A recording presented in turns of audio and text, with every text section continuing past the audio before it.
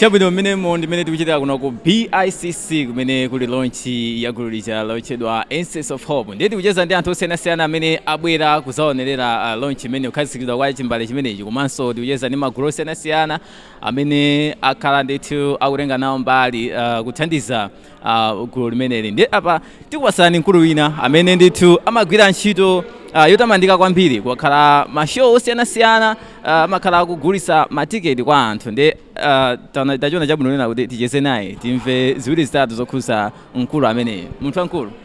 Yes, speak. Moyo uli bwanji? Uli bwino kakumeneko. Chabwino, anthu amene akuonera akondo atadziwa zina lanu, tikucheza ndi ndani? Ine mucheza ndi Samson Naziri. Aha, Samson Naziri. Tachita chidwi kwambiri nena kuti pamene tabwera kuno ku BICC kumene kuli launch ya gulu limene la Essence of Hope, tinaona ndithu mukugulitsa matiketi olowera kunoko, komanso timaona ndithu mukachitika zilinganizo zosiyanasiyana, malonchi osiyanasiyana mugulitsa matiketi.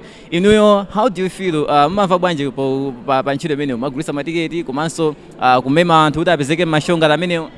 Ineyo chidwi chachikulu nango dzipangitsa kunena kuti ndizitumikira Mulungu kusiyana ndi kutumikira zina za dziko lapansi. So zimalimbikitsa kwambiri, komanso ndekuti tikamazukuta ndekuti kumaona nyimbo zakalekale zicha, maguluso akalekale ndi zinthu zambiri zimene zimandilimbikitsa. Ndikamamvera nyimbo mucha ndiye makhalanso ndikulimbikitsa ndithu mbali inayo. Ndithu ndi nyimbo ndi zimene zikumandilimbikitsa kwambiri. Ndithu pokhala amene makhala mmodzi mwa mema anthu kuti abwere m'mashow, mwapangapo mashow osiyanasiyana. Sinzonena kuti show yathu ya lero imene ili kuno ku BICC, mmene mwakonzera, mmene mwapangira promote show imene ufika lero, how excited are you kunena kuti as one of the guys amene makhamukoka anthu kufika nawo kuno ku BICC ndi tene apo ya anthu ili motani? Ineyo mmene ndikuonera ndachita mwina mashow mwina okwana 8 or 10, komano show iyi yakhala number 1 imene yakupa anthu ambiri potengera ndi gulu limene lachokera ku Zambia la Dzifa Harmony, limene likuona kuti nyimbo zawo ndi zopereka chikoka komanso zophunzitsa. Ndithudi ndiye zapangitsa kunena kuti anthu ambiri uthenga uchitika mapereka amaumva mosavuta. Ndithudi nafuna kuzonena kuti chimene chimakupangitsani kuti muzikhala mukuyitanira anthu mashow kuti azaonera nyimbo ngati zimene zauzimu, ndi choli mtima ufuna kutumikira Mulungu wakumwamba. Mwina mungalimbikitse bwanji anyamata amene amachita machitidwe osiyanasiyana osafuna kutumikira Mulungu wakumwamba?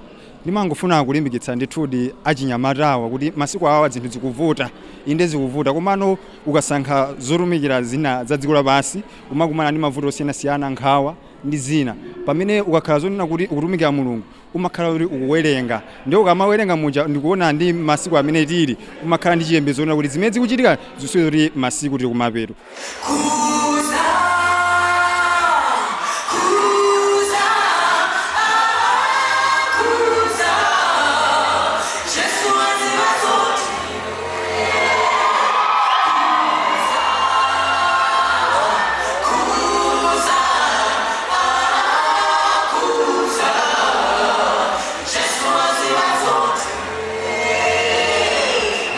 Alright, pano ndili ndi mmodzi mwa kuchokera ku gulu limeneli la The Cadence amene anadzachita nawo support program imeneyi kukhazikitsa chimbale cha makosana amenewa Essence of Hope, chimbale chimene akuchitcha kuti Namondwe. Koyamba munthu wankulu tikudziweni dzina? Ndi Egere mumadzi kulinga. Chabwino. Taona kuti inu ndi mmodzi mwa magulu amene anayitanidwa kuno kuti muthandizire program kukhala yopambana. Koyamba yakhala program yotani? Inali program yopambana kwambiri beyond our expectations. Kwa inthuzi timaona mwa logistics zimene zimayendera kulowa nambutuza pakanthawi kufika tsiku lero nkono nyinthu chachateka. No, hats off to Essence of Hope. They've really done it. Chabwino. Taona kuti pakati papo kumakhala chilinganizo choti ngati gulu kukhazikitsa chimbale kwathu kuno ku Malawi likumayitananso magulu ena akunja, ndichoyenga choti program mwina ikhale ngati yakopa chidwi cha wanthu. Kodi zimene zimathandiza motani? Well, I think zikuthandiza mbali ziwiri. Mbali yoyambira ndonena kuti zitatu. Mbali yoyambira ndonena kuti gulu chalikabwera timakhawulira exposed choncho timakhangalira amva kuti anthu ena kumapanga chani kwina tilo lako kanthu kena kuti tikaona kumudzi kuno. Yes. Titapanga kusonto ngati mene apangira ajawa kuti music yathu service kuti anthu kupanga grow mbali yoyambirira.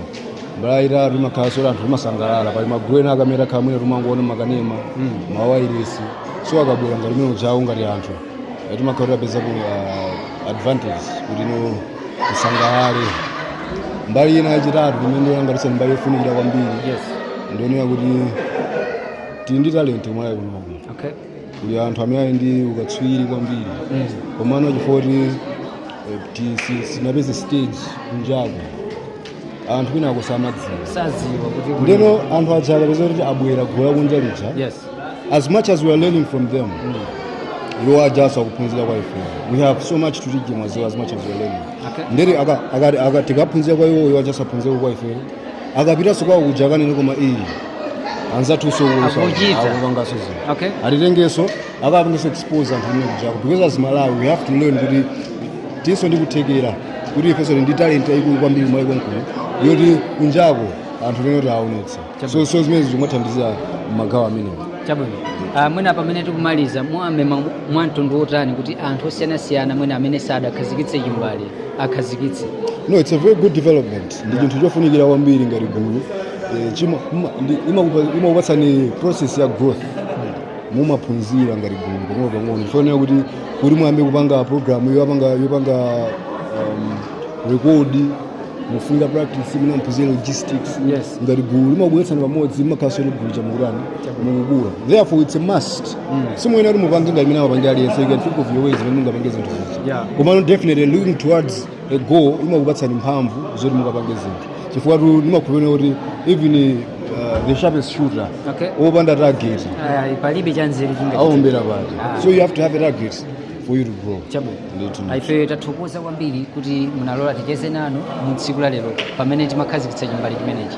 Zabwino zonse kugulu la Cadence. Komanso ndikuti anthu atipange follow masambatu Cadence, YouTube, Facebook. Ndithu. Chabwino akuterotu kuti tiyapange follow gulu limene la Cadence limene limayimbanso bwino kuchokera kuno ku Malawi. Ayi ndithu tithokoze kwambiri kuti tikupitirira kukhala limodzi. Tiyeni tione kuti tichezenso ndi anthu otani pamene tikupitirira ndi kucheza ndi anthu osiyanasiyana kuno ku PICC.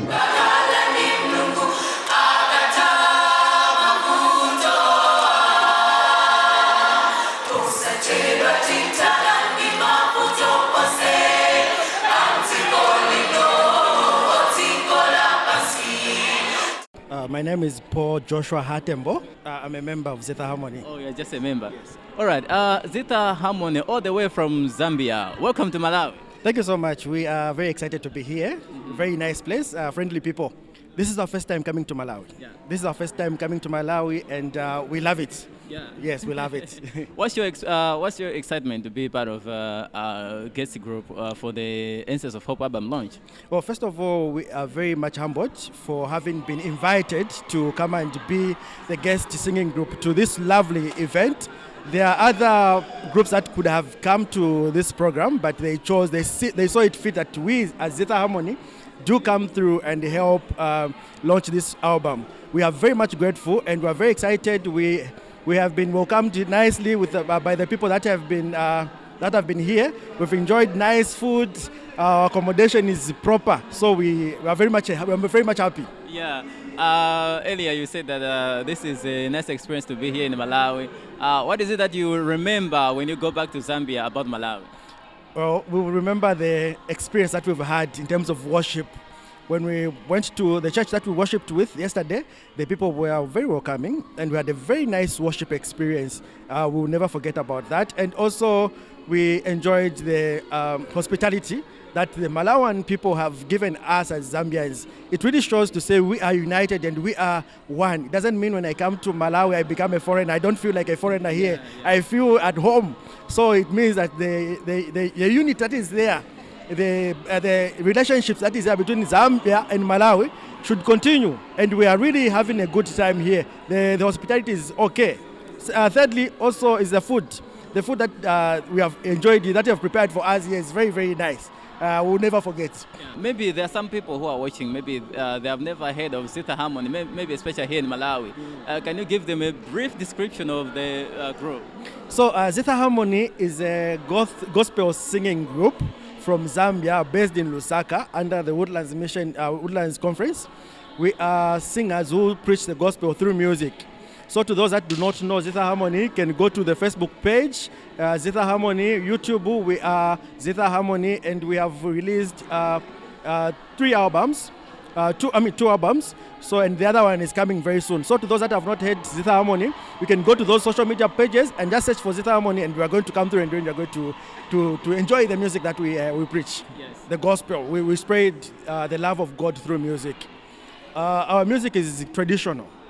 We believe in tradition because Africa itself, there's too much tradition in Africa. Yeah. So we are trying to push our tradition through music so that people may be able to. It's a unique kind of arrangement. The way we preach our gospel is very unique because we're using tradition. So as to those people that are not part of Africa, that might be wondering, they'll be trying to understand, to say, what kind of tradition is this? By trying to do so, they'll be getting the message that is in the song, and then at the end of the day, the gospel will be preached to everyone, and soon the coming of Christ will be very near, because we have preached the message all over the world. All right. Finally, as we wrap up, what's your message to those who are watching us? To those that are watching us, we as Zitha Harmony would like you to follow us on all our Facebook handles, Facebook pages, YouTube also, and we just ask that you may pray for us because the work that we are doing is not an easy task. It's not an easy job. They have faced a lot of challenges. We face a lot of temptations along the way, but we ask that you may pray for us. In doing so, we are going to win as a team, both you as the viewers and us as singers. We are going to win, and at the end of the end of it all, we are going to go to heaven together, and then we are going to rejoice all together. Yes. Thank you so much. Thank you so much. Thank you.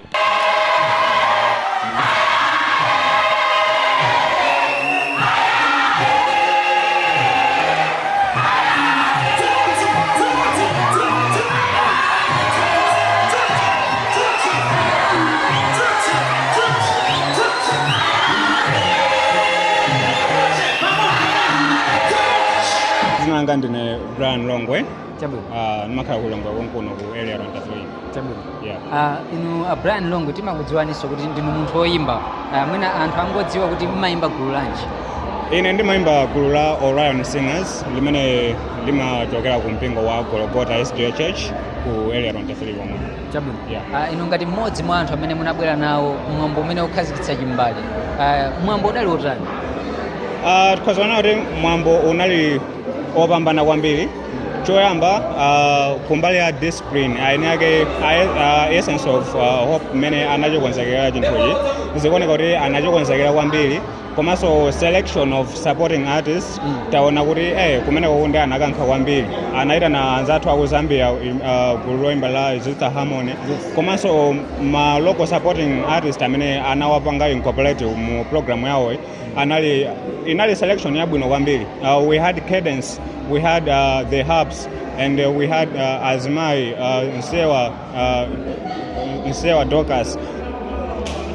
Ma supporting artist amenewa anapanga cover munthu wina aliyense amene anabwera ku show kuno, kaya wankulu kaya wachinyamata, ndikhozaona kuti aliyense wakhutetsedwa. So tiyamikire kwambiri a Essence of Hope atipatsira program yapamwamba kwambiri. Chabwino.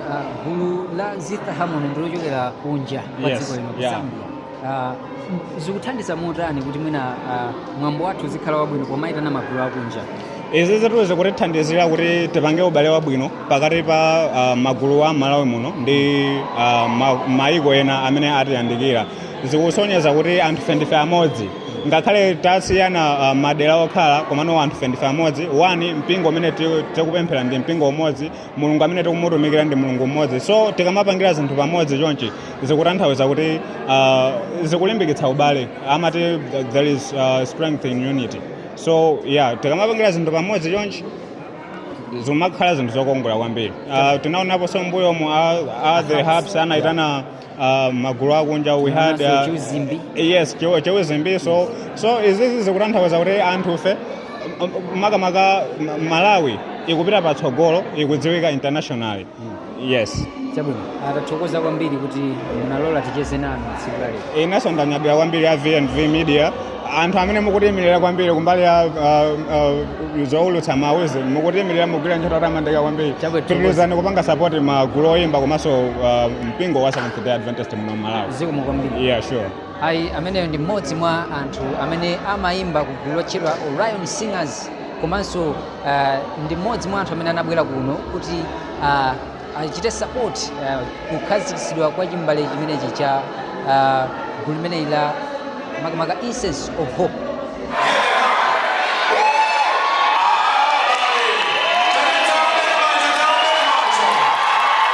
Munthu wankulu Sure mtani. titere moyo uli bwanji Wabwino malumikani. wabwinonso tanga kukumbutsa anthu dzina lisi. Dzina langa ndine Alik Mwale. Ndimayimba tena ku Essence of Hope nditi. Aha, tagwirana manja kufunsa kuti moyo uli bwanji fano lero ndi tsiku lalikulu kwambiri ku gulu limene la Essence of Hope. Kwambiri. Album launch kuno ku BICC yayenda bwanji. Atsogoleri Mulungu ndo alipo kumwamba kumwamba. Album launch yayenda kwambiri ndipo taona kula Mulungu ndithu lero zomwe sizimayembekezera. Mulungu wamtsogoza muzonse Mulungu achita zazikulu. kukonzekera kwanu mwayembekezera zotani kuti launch yalo ikhale yotani? Okay, mukamakonzekera zinthu nthawi zambiri makonzekera kuti mwina mufuna mpeza chinthu chabwino. Yeah. Mukatsogoza pemphero makonzekera chinthu chabwino. Ndefe apa tikuona ukulu wa Mulungu utabwera pakati pathu. Wachipangitsa chinthu chikulu chikhale. Sisi zimene timayembekezera kwambiri lero. Mulungu achipanga chinthu chikulu chikhale chimene ife chikhala chodabwitsa kwambiri kuti wapanga zazikulu kwambiri. Lero atsogolera. Chabwino, mmene anthu akuchoka sopano ndi album launch imeneyi Namondwe, atenge uthenga otani? Mu album imeneyi chomwe tikungwalimbikitsa anthu asangomvera nyimbozi kuti mwina zingowasangalatsa komano amvere polimbikitsa moyo wauzimu kuti upite patsogolo. Kwambiri tikamayimba nyimbo timakhala tikulimbikitsa moyo wauzimu tikupatsana mphamvu kuti pamene Yesu Khristu akubwera akatipeze ife tiloyera mtima. Nyimbozi tikamamvera timakhala muli mauthenga osiyanasiyana, mauthenga amene amatipanga ifeyo kukhala chifupifupi ndi Mulungu wakumwamba. Nyimbo zimatipanga ife pamene takhumudwa zimatibweretsera mtendere. Tunde pamene tikuwalimbikitsa anthu kuti pamene akumvera nyimbo zimene zizi asangomva harmony ya nyimbo komano amvere uthenga umene uli mu nyimbo ndi kuti zikapangiwo kukhala chifupifupi ndi Mulungu wakumwamba. Mwina kwa anthu ena amene sizingalephere ena amene mwina sanamveko Essence of Hope, mungayipange describe bwanji gulu la Essence of Hope?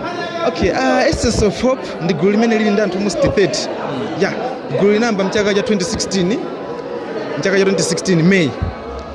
Pafikira panopa patha ndithu zidzaka ndithu tochulukirapo kufika panopa. Amene limayamba gulu mwa anthu ndithu owerengeka. Mabeta wana ukulu wa Mulungu kuti pamene tikufika panopa up to now tikuona be kuti munakhala kuti muli anthu ochulukirapo. Ndeti maona ukulu wa Mulungu kuti no gulu li Mulungu analipanga kuti tizimvetsetsana tisakhale moyo ogwirana ndipo panopa timathokoza Mulungu kuti anatipanga kuti bweretsa pamodzi kufikira pamene tinafika kumanga program yopanga launch yatsogolera. Yatsogolera. Chabwino mwina pomaliza uthenga wanu utani kwa anthu amene anabwera pano kudzachitira umboni kukhazikitsa kwa chimbale chimenechi? Uthenga wanga kwa anthu amene anabwera ku launch imeneyi waukulu ndonena kuna kuti waukulu kwambiri ukhale nona kuti tisangobwera kuno mwina kudzangoona mwina amene avalira anthu mwina magulu amene avalira mwina ndi maganizo athu ena chachikulu polinganiza zilinganizo izi zingati mwina magulu timakhala tikufuna tiasendeza anthu ndi chifupifupi ndi Mulungu okhala kumwamba. Ndiye chomwe ndikuwalimbikitsa anthu pamene abwera kunoku uthenga umene atenge kunoku akhale kuti ukhale mu mtima mwawo kuti wasendeze chifupi ndi Mulungu wakumwamba tisangotenga uthenga for granted. Atsogolera. Tathokoza kwambiri mwana. Sure atsogolera. Ziko. Sure. Yeah.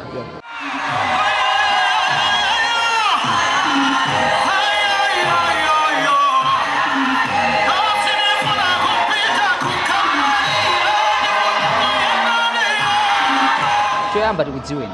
Ine ndine mayimpeketula wachiwiri kwa azimayi asiwa Dokasi. Chabwino. Ifetu kunoko tabwera first Essence of Hope timalingana nathu anatifikira kutiuza kuti timukatipake support ku launch yathu tinachimva chinthu chabwino chachimwemwe kwambiri ndipo mungangati ife kholo tinaona kuti tilipo mbali wathandizira anyamata athu amenewa kuti chitipambane kuti uthenga upitirire kupita patsogolo. Chabwino. Taona kuti zimenezi sizichitika kawiri kuti azimayi adolika mkudzakhala nawo pamwambo waukulu ngati umenewo ngati inu atakufikirani munachimva bwanji? Ife tinachimva koma kwambiri. Tinaona kuti atilemekezeso kwambiri anatiganizira monga ife makolo kuti tili manebazi titusewa ndi kumene mapemphera kukakule ndife manebazi ndipo analipo ambiri amene akanasaka kuti adzapangena sapoti paocheni imeneyi koma ationa ifeyo chino chinthu chabwino kwambiri ndipo tikinyadira kwambiri. Yetu. Ndikukhulupirira kuti pokusankhani inu ansewa azimayi amene amayimba adolika ndi ambiri Malawi yonse muno. Kusankha inu ndi kuti mayimba bwino eti? Ifetu tisazilamirire azimayi amasewa tikatilimbe timayimba Mulungu anatidalitsa. Koma sikudzitama inu? Sitikudzitama koma kufanira tikuza dzina Yehova Mulungu wakumwamba tikatilesewa imene mwayioneramo ndi ochepa apapa timakhala azimayi almost 100,000 anthu 150 ndiyeno tikakumana timakumana somo nyinji kwambiri ndipo tikayimba timayimbanso modzipereka kwambiri ndichifukwa chakanana kuti tayina na azimayi amunga makolo athu akatipange support ndithu ife tathokoza kuti mnalowa ticheze nanu zabwino zonse tathokoza mmenemo ndimene tachezera ndi anthu osiyanasiyana kuno ku BICC kumva maganizo kuti yayi mwambo umenewo aulandira motani tikukhulupirira kuti mwasangalala kwambiri kwa inu amene mukuonera unali mwambo opatsa chidwi kwambiri mdzanga Kenan ndithu taona chimbale chokhazikitsidwa komanso na magulu osiyanasiyana amene ayitanidwa akhala kuimba komanso anthu osiyanasiyana amene tacheza nawo atifotokozana kuti ali okondwa kwambiri ndimakwacheza ndi sikana wina amafotokozana kuti anabwera kuzana gulu limene la Zita Harmony kuchokera